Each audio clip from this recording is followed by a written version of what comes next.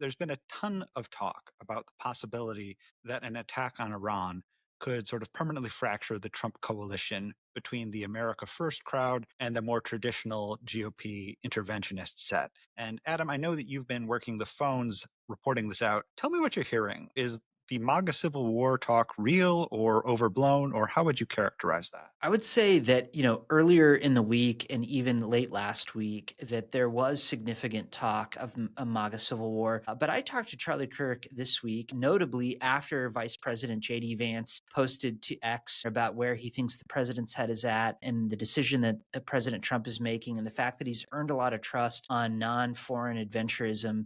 And, Charlie sounded very different when I talked with him compared to where he was at the beginning of the week. He told me that there's no civil war. He doesn't think it's a civil war. He thinks it's a sign of health that there's some disagreement in the MAGA movement. You can see MAGA sort of reconciling themselves to this idea that perhaps it's a limited strike, perhaps there won't be extended involvement. I talked to Ryan Jerdersky, who formerly, is friendly with Vice President Vance and worked on one of his PACs on his Senate campaign. He kind of colorfully told us that it's just bombs, as long as there's no troops on the ground, that we're sort of limiting our involvement, and MAGA could be supportive of that.